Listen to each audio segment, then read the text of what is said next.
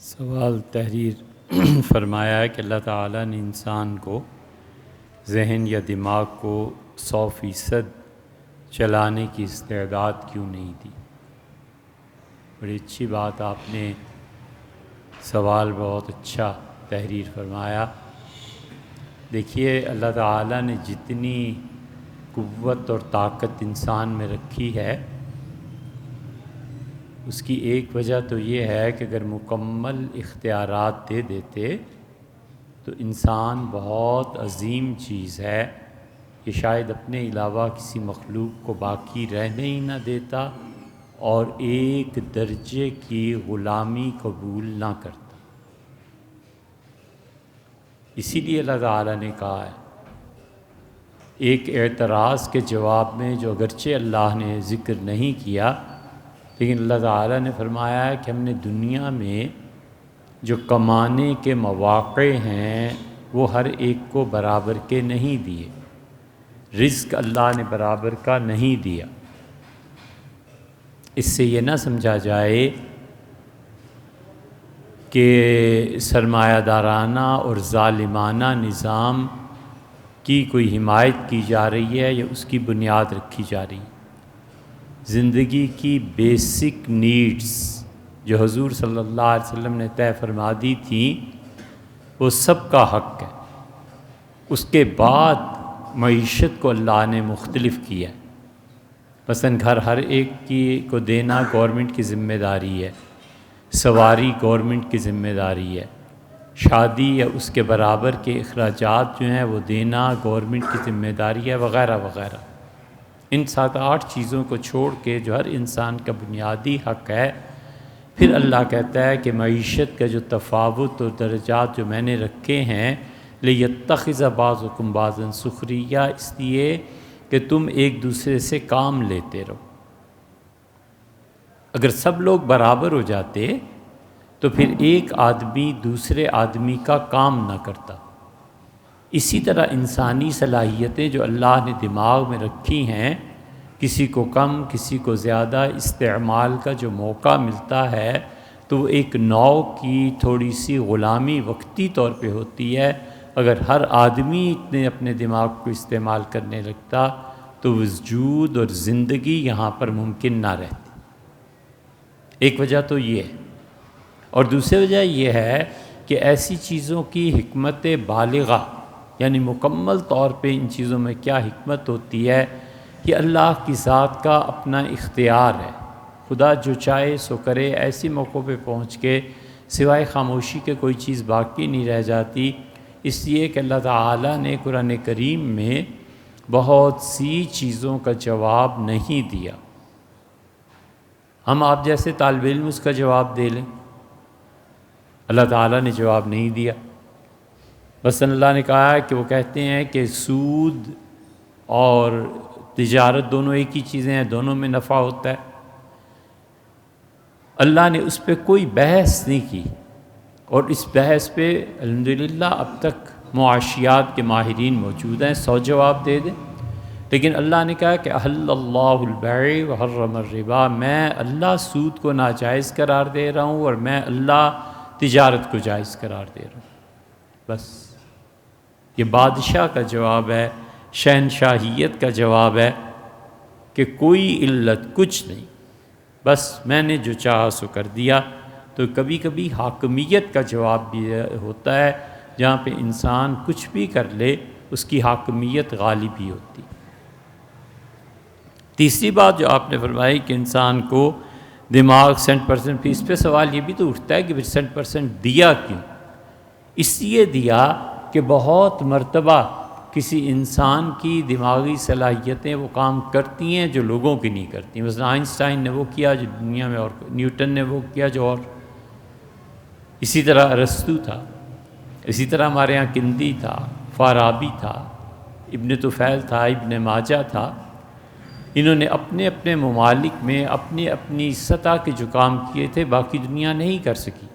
تو اللہ تعالیٰ نے وافر مقدار میں لوگوں کو یہ ساری صلاحیتیں عنایت فرمائیں تاکہ کسی بھی انسان کو کسی چیز میں کمی کا، اور جہاں کمی رکھی ہے وہاں کسی اور طرح پوری کر دی، اور نہیں بھی پوری کی تو یہ اس کی اپنی مصلحتیں، اس کا اپنا ایک نظام۔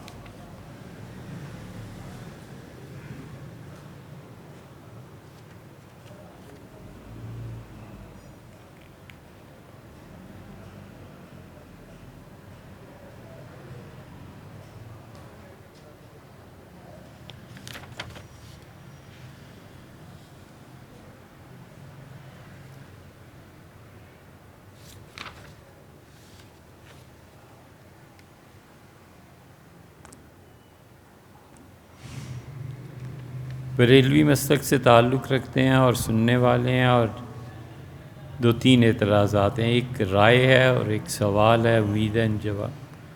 بریلوی علماء یہ خصوصی طور پر اعلیٰ حضرت امام رضا خان صاحب کا کوئی حوالہ دیں تو کھل کر تشریح فرمات کیا کریں، جیسے کہ ایک تقریر میں آپ نے فرمایا کہ بریلوی حضرات یہ کہتے ہیں کہ شریعت میں جیسا اللہ کو اختیار ہے ویسے ہی نبی کریم صلی اللہ علیہ وسلم کو ہے۔ حضور اقدس صلی اللہ علیہ وسلم شارع ہیں یا نہیں؟ اصل بحث یہاں سے شروع ہوئی تھی، لیکن بھائی آپ نے یہ جتنے سوالات لکھے ہیں نا، ان کو تھوڑا تھوڑا کر کے ہی بیان کیا جا سکتا ہے، یہ بہت تفصیل ہے۔ انشاءاللہ آئندہ سے شروع کریں گے، اس کی ایک ایک بات کو لے لیں گے۔ اس سے پہلے بھی جو سوالات آئے ہوئے ہیں ان میں بھی ایک چیز تھی جو پچھلی مرتبہ تھی، ہم نے کہا ہم عرض کریں گے، اگر اب یہ جوابات دیتے ہیں تو وہ پھر آپ کے رہتے ہیں، وہ پھر آئندہ سے، اور اگر وہ شروع کر دیں تو یہ رہ جائیں گے، جن سے ہم نے کہا تھا کہ آئندہ جمعے کو بات کریں گے انشاءاللہ۔ تحریر فرمایا ہے کہ خاتون کے 3 بیٹے ہیں، تمام شادی شدہ ہیں اور ایک بیٹا کئی سال سے بے روزگار ہے۔ والدہ تینوں میں ماہانہ اخراجات دیتی ہیں، اور ان لڑکوں کے والد بھی، اور ہر بیٹے کو یکساں حصہ ملتا ہے۔ اب وہ دونوں بیٹوں کو بتائے بغیر تیسرے بے روزگار کو اگر اضافی حصہ دینا چاہیں تو کیا یہ جائز ہے؟ بالکل جائز ہے بھی، کوئی حرج نہیں۔ ہم سپوز کر لیتے ہیں کہ 1,00,000 روپیہ وہ تینوں بچوں میں تقسیم کر دیتی ہیں، ایک بچہ بے روزگار ہے تو کیا کرتی ہیں، 20,000 مزید دے دیتی ہیں، وہ 2 بچوں کو 30 دے دیتی ہیں اور 40 اس کو دیتی ہیں۔ یہ سب چیزیں جائز ہیں، اس لیے کہ وہ مال ماں کا ہے نا، وہ مال ان کا اپنا ہے، ان کا نہیں ہے تو ان کے شوہر نے انہیں دیا ہے، اور جب شوہر کو بھی علم ہے کہ اس کا مال کہاں خرچ ہو رہا ہے، تو بہت سی مدیں ایسی بھی تو ہیں جس میں شوہر کو علم نہ بھی ہو تو بھی بیوی خرچ کر سکتی ہے، کوئی حرج نہیں، کوئی ایسی بات نہیں۔ اور جو بے روزگار ہے اس کی زیادہ مدد کرنا ہے، جس کے بچے زیادہ ہیں یا وہ نیڈی زیادہ ہے ان کی مدد کرنا، یہ ایکسٹرا ثواب ہے جو اللہ کے ہاں اس کو ملے گا۔ ہبہ ہوتا ہے 19 اور 20 کے فرق سے۔ ہبہ کا مطلب یہ ہے کہ تینوں بچوں کو گاڑیاں لے دیں تو ہونی تو اصولاً لڑکی ہو لڑکا ہو، 2 بہنیں ہیں، 1 بھائی ہے، 2 بھائی ہیں، 1 بہن، تینوں کو فرض کیجئے کہ اس نے 10-10 لاکھ کی گاڑیاں لے کے دیں تینوں۔ اب ایک جگہ وہ سمجھتی ہیں کہ بیٹی کی گاڑی جو ہے اس میں ذرا کام ممکن ہے، اس کے پاس پیسے نہیں ہوتے، تو اس کو 12 کی بجائے 13 لاکھ کی گاڑی لے دیتی ہیں، تو 1-8 لاکھ اوپر نیچے، یہ سب درست، کوئی حرج نہیں، اس لیے کہ وہ کوئی نہ کوئی علت ہے۔ ماں یہ سمجھتی ہے کہ بیٹے کے ساتھ رہتی ہوں تو آخر میرا بھی تو کوئی نہ کوئی خرچہ ہے، باقی بچوں کو میں اس مرتبہ 2-2 لاکھ روپے دے رہی ہوں، اپنے اس بیٹے کو 3 لاکھ، بالکل ٹھیک ہے، دے سکتی ہیں، اس لیے کہ مال ان کا ہے، اختیار ان کا ہے۔ حضور اقدس صلی اللہ علیہ وسلم نے جو اصل بنیاد ہے وہ ابو رافع رضی اللہ عنہ کی حدیث ہے،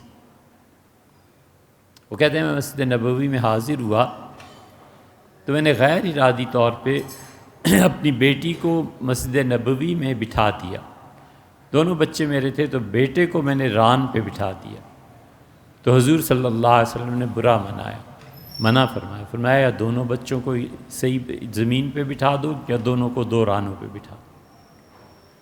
یہ مساوات کی بنیاد ہے کہ اس طرح ہونا چاہیے۔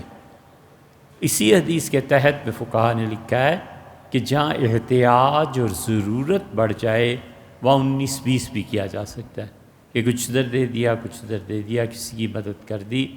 شریعت نے جس مساوات کا اور عدل کا حکم دیا ہے وہ ساری چیزوں پر کو مد نظر رکھتے ہوئے دیا ہے، کہ حالات کیسے ہیں، بچے کیسے ہیں، کس کی کیا ضروریات زندگی ہے۔ اسی لیے فقہا کا ایک گروہ اس بات کا قائل ہوا ہے کہ وہ کہتے ہیں ضروریات زندگی دیکھی جائیں، باپ اور بیٹا، ماں اور بیٹا، اس رشتے کو نہ دیکھا جائے۔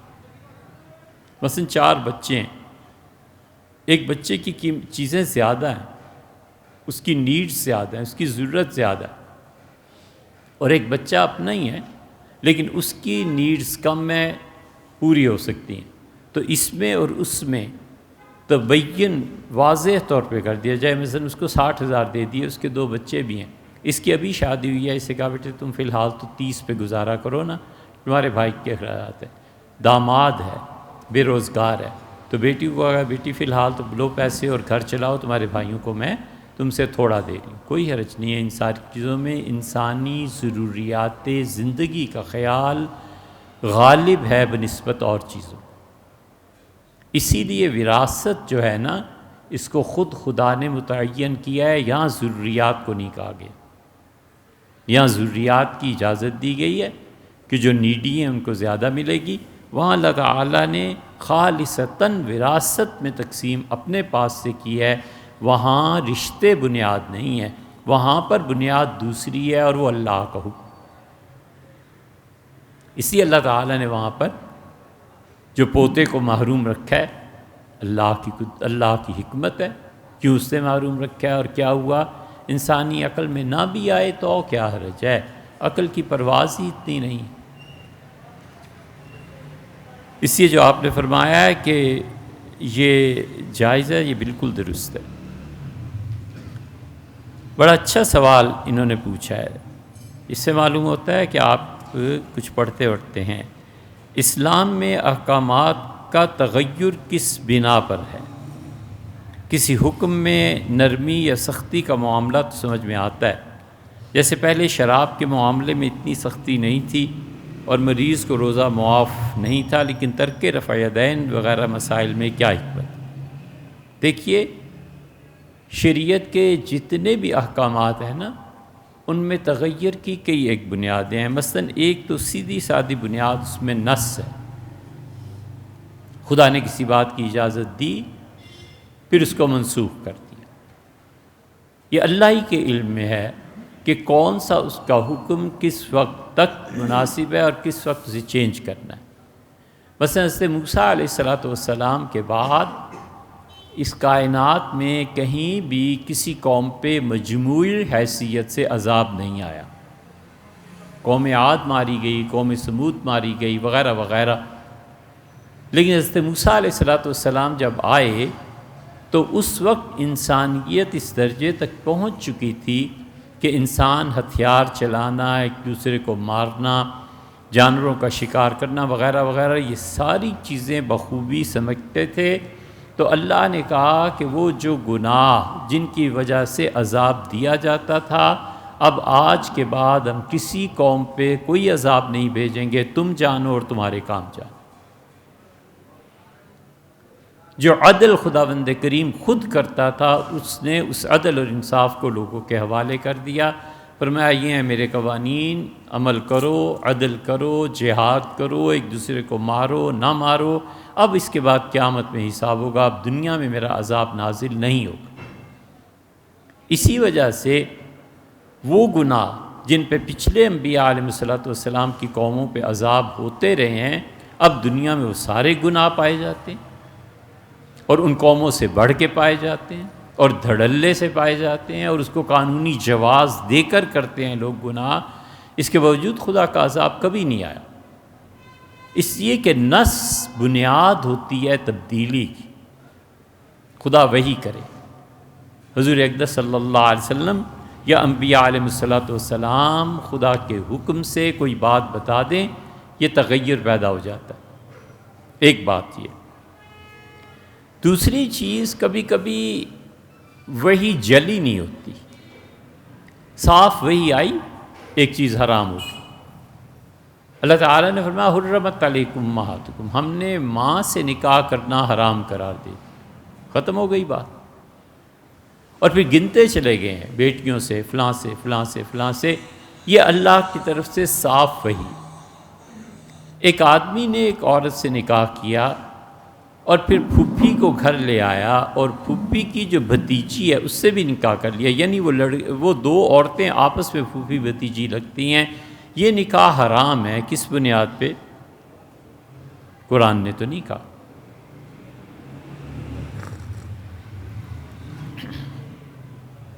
قرآن تو نہیں کہتے۔ اس کو کہتے ہیں کہ عقلاً ایک بنیاد مہیا ہو جاتی ہے، شریعت کر دیتی ہے۔ اب یہ بھی کہہ سکتے ہیں کہ اس نکاح کو چونکہ صحابہ کرام رضی اللہ عنہ نے منع فرمایا تھا، یہ بھی بنیاد ہے۔ اور بہت بڑی بات اب یہ بھی کہہ سکتے ہیں کہ حضور اقدس صلی اللہ علیہ وسلم پہ ایسے امور میں وحی آتی تھی، لیکن وہ وحی اتنی جلدی آتی تھی اور اتنی چھپی ہوئی ہوتی تھی کہ سامنے پتہ نہیں چلتا۔ مثلا ایک عورت آتی ہے، کہتی ہے کہ اللہ کے رسول کیا ہر سال حج فرض ہے؟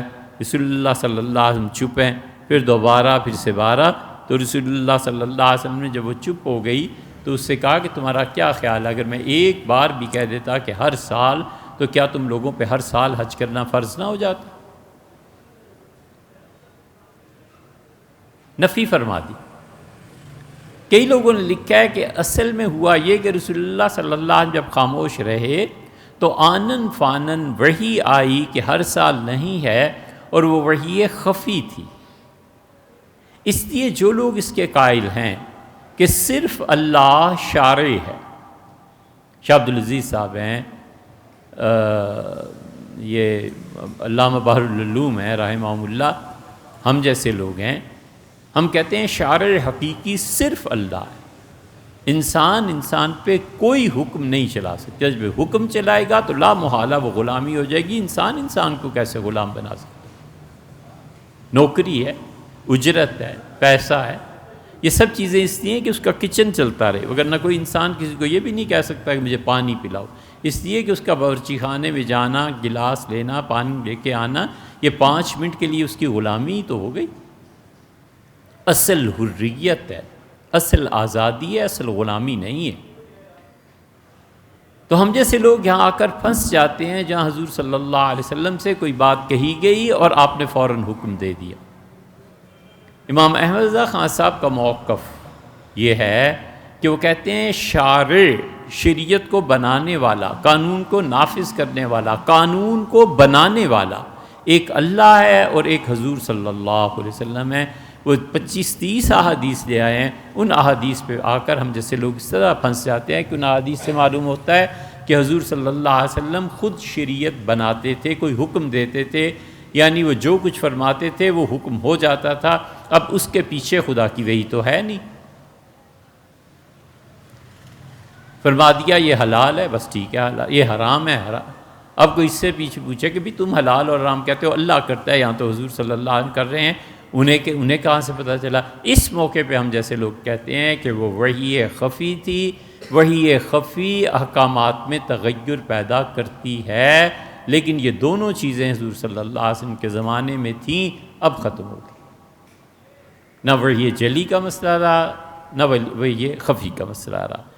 تیسری چیز جو احکامات میں تغیر پیدا کرتی ہے وہ صحابہ کرام رضی اللہ عنہ کی اتنا بڑا گروہ کہ جس کے بارے میں ناممکن ہو کہ یہ جھوٹ بولتے ہیں، اسے کہتے ہیں محدثین کی اصطلاح میں متواتر حدیث۔ متواتر حدیث بنیاد بن جاتی ہے کہ کسی حکم کو متغیر کیسے کرنا ہے۔ مثلا شرابی کی سزا کیا ہونی چاہیے؟ سیدنا علی رضی اللہ عنہ اس بات کے قائل ہیں کہ 40 درے لگنے چاہیے، اور سیدنا علی رضی اللہ عنہ ہی کی دوسری رائے ہے، اس رائے کی پشت پہ اور یہ خلفائے راشدین کھڑے ہیں رضی اللہ عنہ۔ سیدنا علی رضی اللہ عنہ تھے اس شورا میں جب یہ طے ہو رہا تھا کہ شراب پینے پہ کتنے درے لگنے چاہیے، صحابہ رضی اللہ عنہ فیصلہ نہیں کر سکے، ہر ایک کے پاس دلیل تھی۔ انہوں نے کہا حضور صلی اللہ علیہ وسلم نے فلاں کو صرف پٹوایا تھا، نبی کریم صلی اللہ علیہ وسلم فلاں نے یاد ہے تشریف آوری ہوئی تھی فلاں کی، تو فرمایا تھا اس درخت سے ایک شاخ توڑو، اور ہم نے شاخ توڑی، فرمایا اس سے مارو، اور اس کے بعد کہا جاؤ۔ سیدنا علی رضی اللہ عنہ نے اس پہ بعد میں آنا تو ہمیں چاہیے لیکن معلوم نہیں وقت رہے گا یا نہیں، خالص عقل کی بنیاد پہ فیصلہ فرمایا ہے۔ عقل ہمارے نزدیک دین کی شریعت کے دلائل میں سے ایک ہے۔ ہم یہ قطعاً نہیں کر سکتے کہ انسانی عقل کو ایک مرتبہ پھینک دیں کہ دین یہ سکھاتا ہے۔ انسانی عقل کو احترام چاہیے، انسانی عقل کو دیکھنا ہے، انسانی عقل کو فیصلہ کرنا ہے۔ یہ ضمناً ایک بات آ گئی، لیکن اصل میں احکامات میں تغیر عقل انسانی بھی پیدا کرتی ہے۔ سیدنا علی رضی اللہ عنہ نے اور غالباً عبد الرحمن ابن عوف نے خالص انسانی عقل کی بنیاد پہ فیصلہ فرمایا۔ انہوں نے کہا دیکھو، جب کوئی شراب پیتا ہے تو دوسرے کو گالی بھی دیتا ہے، گالی دیتا ہے تو اسے پرواہ ہی نہیں ہوتی کہ کسی پاک دامن عورت پہ تہمت لگتی ہے یا نہیں۔ مثلاً وہ ایک بچے کو کہہ دیتا ہے گالی دیتے ہوئے کہ تو اپنے باپ کا نہیں ہے، کوئی ایسا لفظ استعمال کر دیتا ہے تو بات تو جا کے ماں پہ پڑی۔ انہوں نے کہا 80 درے قرآن نے مقرر کیے ہیں عورت پہ تہمت لگانے کے، لہٰذا شراب پینے کی سزا بھی 80 درے ہونی چاہیے۔ فیصلہ ہو گیا۔ سیدنا عمر رضی اللہ عنہ بہت خوش ہوئے، پہنچ گئے نا۔ یہ چاروں خلفائے راشدین پڑھے لکھے تھے، عربوں کی اکثریت ان پڑھ تھی، ان میں تعلیم تھی، علم تھا، لکھتے تھے، پڑھتے تھے۔ سیدنا عمر رضی اللہ عنہ کی تحریر اب تک موجود ہے۔ خندق کے دنوں میں وہ غار میں کہیں گئے ہیں اور حضرت بکر رضی اللہ عنہ ساتھ تھے، انہوں نے بہت خوبصورت تحریر ہے ان کی۔ اس میں لکھا کہ میں اور ابو بکر شام کو یہاں آئے ہیں اور ہم دونوں اللہ کی پناہ مانگتے ہیں وغیرہ وغیرہ، یہ سب چیزیں محفوظ بھی ہیں۔ تو صحابہ رضی اللہ عنہ کا اجماع تغیر پیدا کرتا ہے۔ چوتھی چیز وحی خفی اور جلی کے بعد جو احکامات میں تغیر پیدا کرتی ہے صحابہ رضی اللہ عنہ کے اجماع کا کے بعد عقل انسانی قطعاً نہیں ہو سکتا کہ صحابہ رضی اللہ عنہ کا اجماع قرآن کو منسوخ کر دے، کینسل کر دے، یہ نہیں ہوا کرتا۔ یہ ہمارے سارے بڑے بڑے فقہا نے لکھا ہے۔ آپ کو پتہ ہے صرف ایک ذرا سی بات کرنی تھی کہ وضو میں پاؤں دھونے یا موزوں پہ مسح کرنا ہے، قرآن کہتا ہے پاؤں کو دھو۔ اس کو اس بات پہ لانا ہے کہ قرآن کہتا ہے پاؤں کو دھو یا مسح کرو۔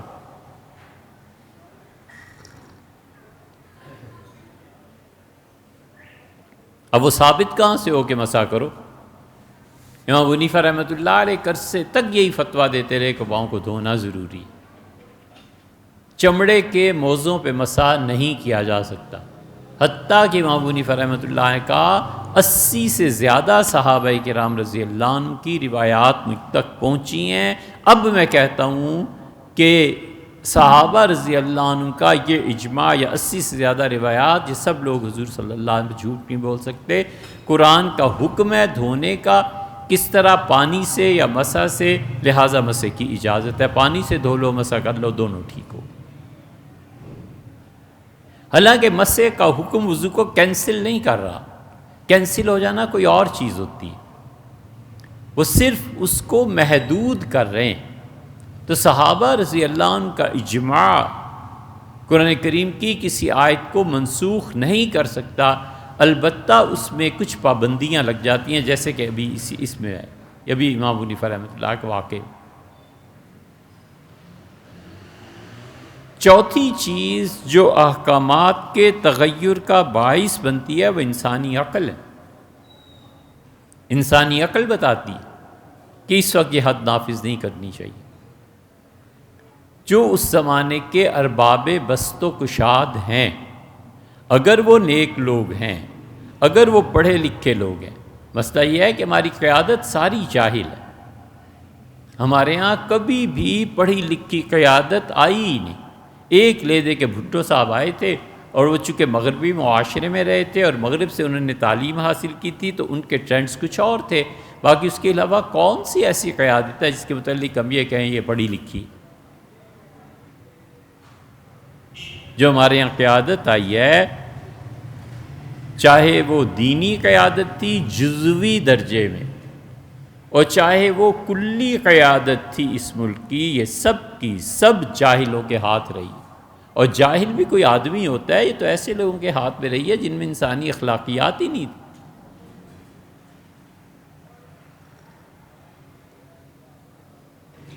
اچرا میں رہتے تھے مولانا مودودی، اور 70 کے انتخابات میں جمعیت علماء اسلام جو تھی انہوں نے کیا کیا؟ مودودی صاحب اپنے گھر سے نکلتے تھے، ایک لمحے کو مانا بھئی مودودی صاحب بڑے برے آدمی تھے، ہم نے یہ مانا چلو یار کافر تھے، اس سے زیادہ تو کچھ نہیں نہ ہو سکتا، ولیعذ باللہ۔ اور اس زمانے میں نجمہ ڈانسر ملک پہ چھائی ہوئی تھی، نیا نیا زمانہ تھا، ٹی وی آیا ہوا تھا، بچہ گھروں میں دوسروں کے گھروں میں جا کے دیکھتے تھے۔ 71 میں بھی ٹی وی ہر گھر میں نہیں تھا۔ نجمہ ڈانسر مشہور تھی، پورا نجمہ کا پوسٹر بنایا، ٹائٹ کپڑے اسے پہنائے اور اس کے سر پہ مولانا مودودی کا سر لگا دیا۔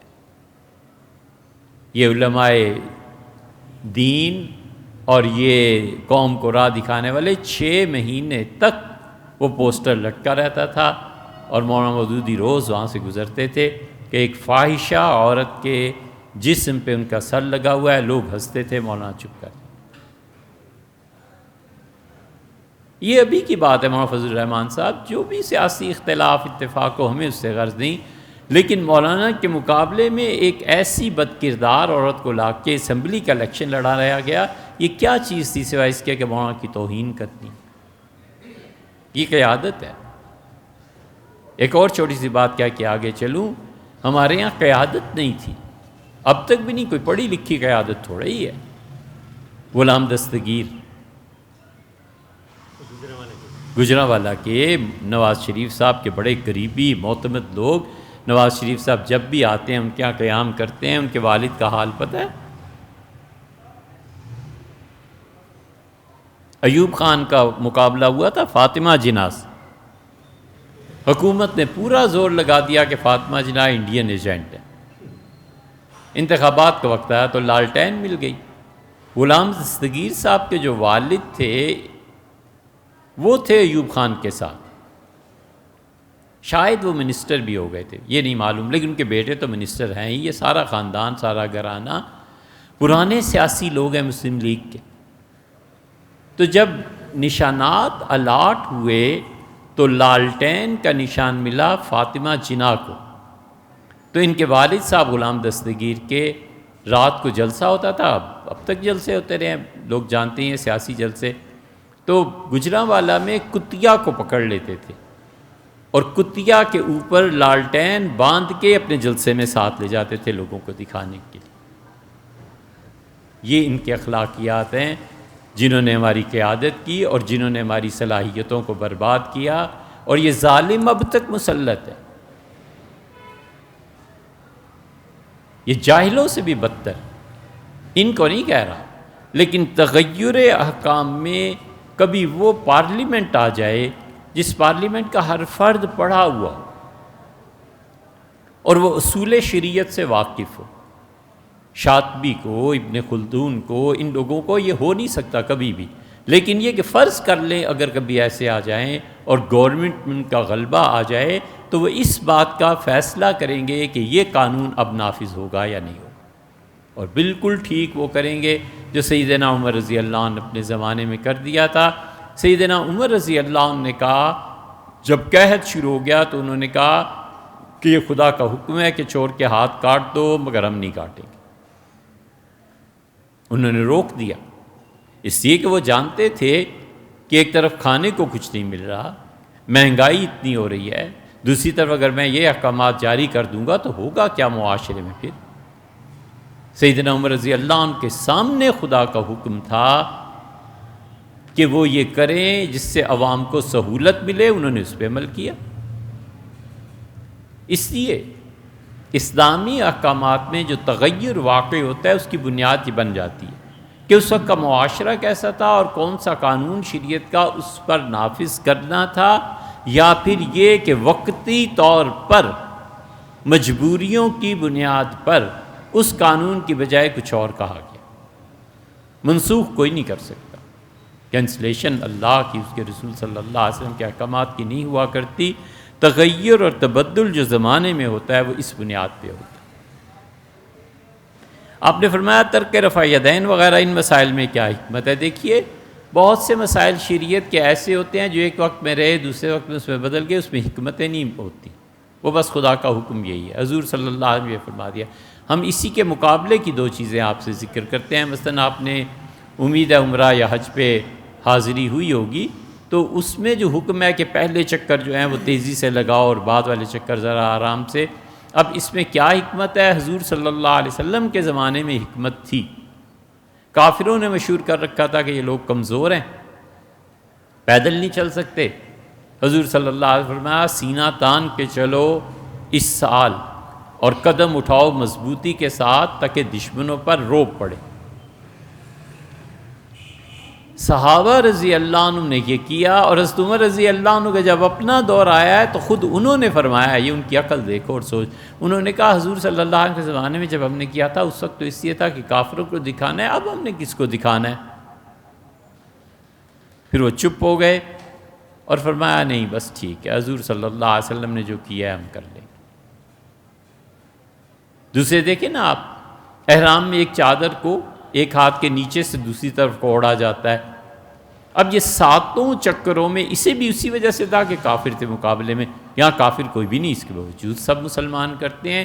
اس کی بھی حکمت، ایسی چیزوں میں حکمت نہیں ہوا کرتی، ایسی چیزیں بس من و عن چلی آ رہی ہیں لہٰذا چلی جائیں گی۔ آپ نے فرمایا کہ دین میں نئے احکامات کو داخل کرنا، جیسے حضرت عمر رضی اللہ عنہ نے جمعے کی اذان شروع کروائی، میرے محترم حضرت عمر رضی اللہ عنہ نے حضرت عثمان رضی اللہ عنہ ایجاد کرائی تھی، اور وہ بھی وقت کی ضرورت پیش آ گئی۔ اب ایسے بڑے لوگ، ایسے فقیہ، ایسے مجتہد، ایسے باطن کے پاک لوگ جو ہیں نا، یہ بیٹھ کے فیصلہ کرتے ہیں کہ اس وقت کیا چیز درست ہے اور کیا چیز نادرست ہے۔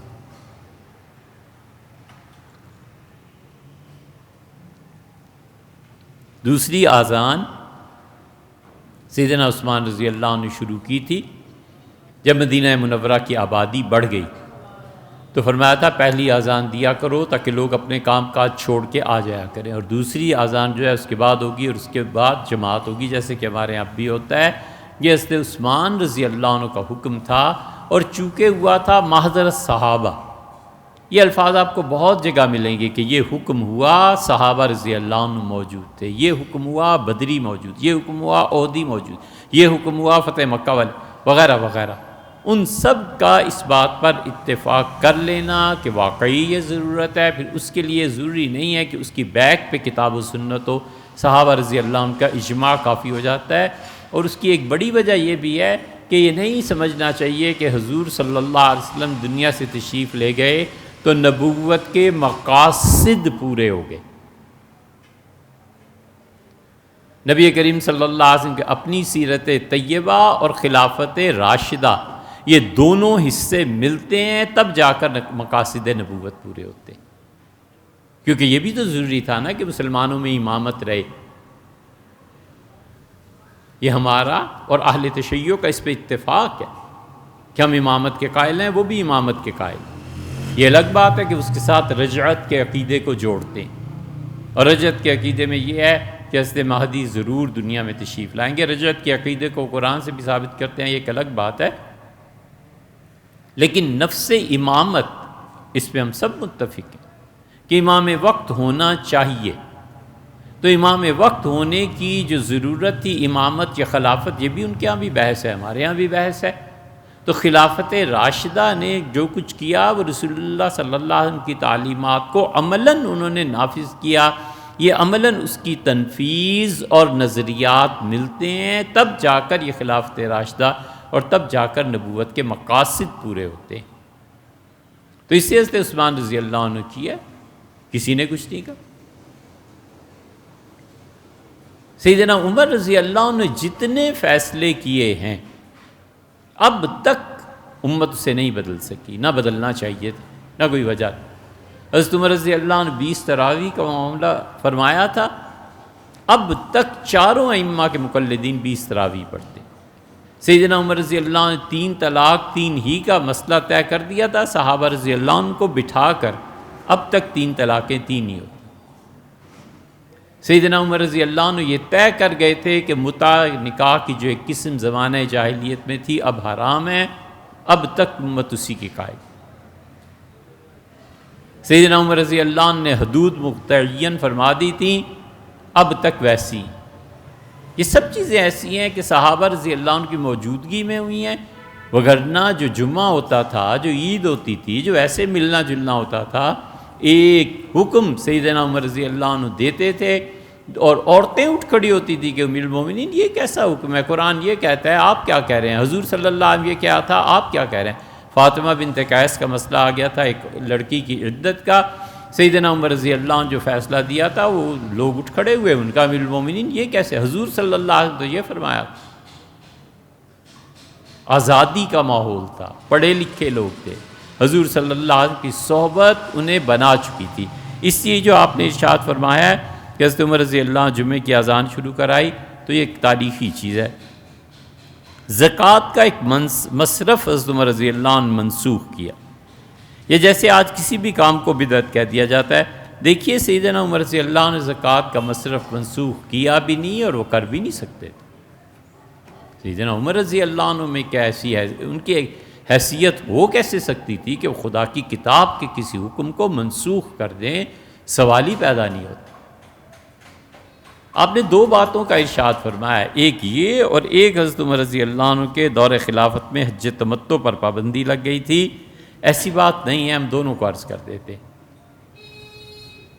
دیکھیں حضرت عمر رضی اللہ عنہ نے جو مصرف زکوٰۃ کا منسوخ فرمایا، جو جناب والا نے اشارہ فرمایا ہے، وہ ظاہر ہے کہ سورہ توبہ کی آیت ہے کہ اللہ تعالیٰ نے فرمایا انما الصدقات للفقراء والمساکین، اور زکوٰۃ کا مال خرچ کیا جائے گا فقیروں پہ، مسکینوں پہ، اس پہ قرض کی ادائیگی میں، اور اس میں آیا ہے کہ والمؤلفۃ قلوبہم، اور جن لوگوں کا دل نرمانہ ہو اسلام کے لیے، جن لوگوں کو اسلام کی دعوت دینی ہو، نہ دعوت نہیں، جو لوگ اسلام میں آئے ہوئے ہیں آلریڈی لیکن ان کو جمانا ہے اسلام پہ، یہ مؤلفۃ القلوب جو ہیں انہیں بھی آپ دیں گے۔ اور حضرت عمر رضی اللہ عنہ نے قرآن کی اس حکم کو کینسل کیا۔ یہ اعتراض آتا ہے اہل تشیع کی طرف۔ واقعہ یہ ہے کہ مؤلفۃ القلوب یہ 3 طرح کے لوگ تھے، یہ تھے سارے مسلمان۔ رسول اللہ صلی اللہ علیہ وسلم سے ثابت ہی نہیں ہے کہ کبھی بھی آپ نے زکوٰۃ کا مال کسی کافر کو دیا، نہ۔ اگر آپ کو تفصیل دیکھنی ہو تو صاحب المعانی کو دیکھ لیجئے گا، مزری میں دیکھ لیجئے گا، انہوں نے ثابت کیا ہے کہ حضور اقدس صلی اللہ علیہ وسلم جو مال خرچ کیا تھا غیر مسلم پہ، وہ ان کا ذاتی مال تھا۔ رسول اللہ صلی اللہ علیہ وسلم نے کافروں کو زکوٰۃ کبھی نہیں۔ لوگوں کی تالیف قلب کرنا، لوگوں کے دلوں پر مرہم کرنا، لوگوں کے دلوں کو اپنی طرف متوجہ کرنا، لوگوں کی الفت چاہنے کے لیے انہیں مال دینا، یہ ہے مؤلفۃ القلوب۔ قرآن نے کہہ دیا، حضور صلی اللہ علیہ وسلم مؤلفۃ القلوب کو دیا بھی، اور ان میں ایک گروہ تھا، مثلا عیینہ ابن حسن آئے اور عباس ابن مرداس آئے اور اقرا بن حابس۔ تو عیینہ اور اقرا ان دونوں نے، ان سب نے رسول اللہ صلی اللہ علیہ وسلم 3 قسم کے افراد تھے، یہ بعض نے 4 قسمیں لکھی ہیں۔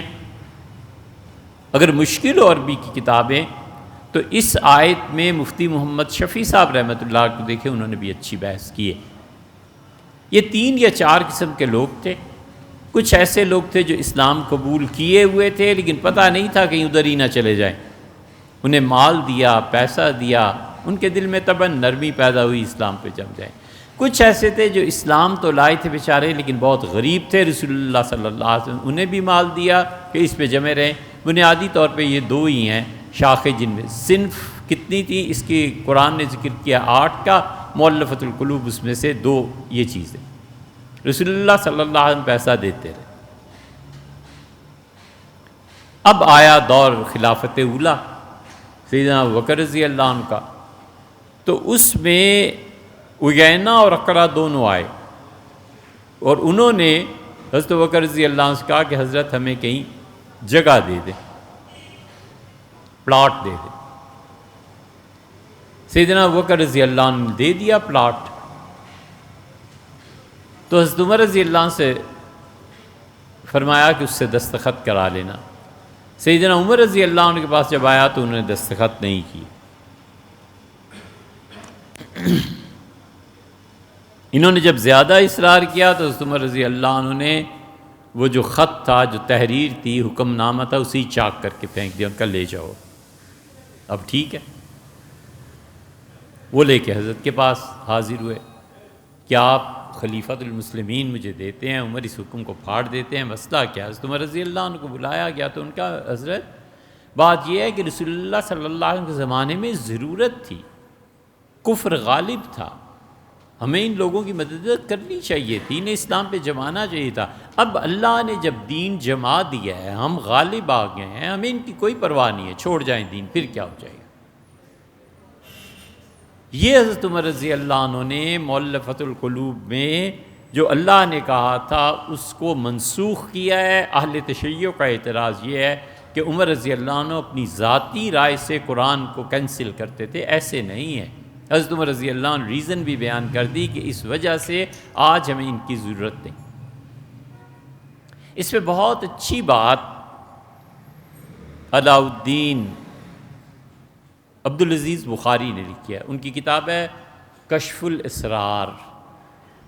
صاحب ہدایہ نے یہاں پہنچ کے اس حکم کو منسوخ لکھا ہے، لیکن کشف الاسرار میں بزدوی رحمۃ اللہ علیہ نے اس پہ بہت عمدہ ایک بیان لکھا ہے۔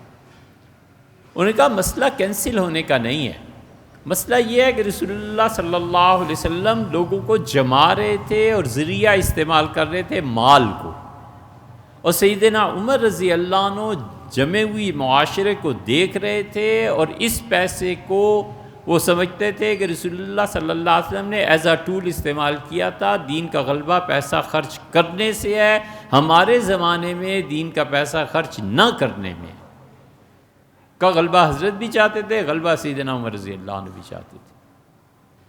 جو مال تھا اس کے استعمال کو حضور صلی اللہ علیہ وسلم ضروری سمجھا، سیدنا عمر رضی اللہ عنہ کا ہمارے زمانے میں ضروری نہیں ہے، ہم کیوں پیسہ دیں؟ تو اس لیے حکم منسوخ نہیں ہوا، بلکہ وہ جگہ قائم نہیں رہی جہاں ہونا چاہیے۔ اس پہ صاحب فتح القدیر نے اگرچہ تنقید کی ہے، لیکن یہ جو کشف الاسرار میں بزدوی نے یہ جو لکھا ہے، یہ رائے ان کی بہت صحیح ہے۔ اسی لیے وہ کہتے ہیں کہ صحابہ کرام رضی اللہ عنہ کا اجماع جو ہے وہ قرآنی حکم کو کینسل نہیں کر سکتا۔ پھر دو بڑی اچھی مثالیں انہوں نے دی ہیں۔ انہوں نے کہا کہ ایک آدمی قتل ہو جاتا تھا رسول اللہ صلی اللہ علیہ وسلم کے زمانے میں، تو اس کا خاندان مل کے اس کا خون بھرتا تھا۔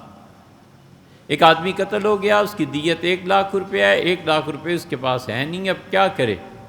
قتل خطا، قتل عمد نہیں۔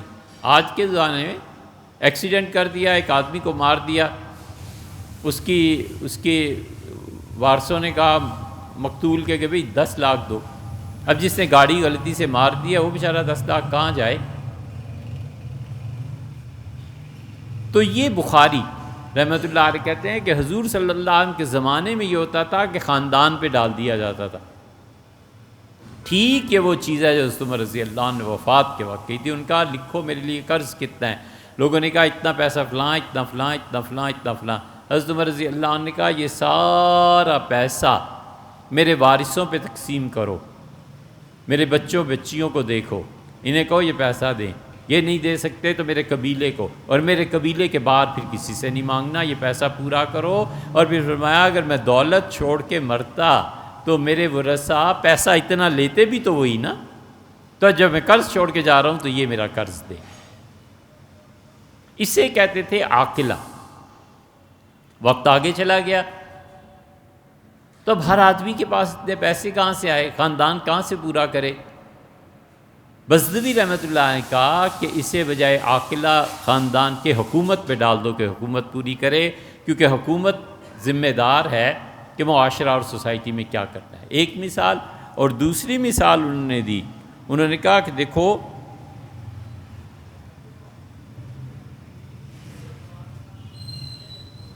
حکم منسوخ نہیں ہوا، جگہ باقی نہیں رہی۔ مثلا قرآن کوئی حکم دیتا ہے اور وہ کہتا ہے کہ یہ کام کرنا ہے، روزہ ہے، رکھ لیا، اب افطار کے بعد بھی روزہ رکھنا وہ حکم ہی باقی نہیں رہا۔ الا غسق اللیل، قرآن نے کہا تھا شام تک روزہ رکھنا ہے، تو وہ شام کے بعد وقت ہی باقی نہیں رہا، تو یہ تو نہیں کہا جا سکتا کہ اللہ کا حکم منسوخ ہے۔ تو بزنوی کا یہ بیان بہت مؤثر ہے، اسے دیکھ لیجئے گا۔ باقی اس میں جو آپ نے سوالات لکھے ہیں انشاءاللہ آئندہ بات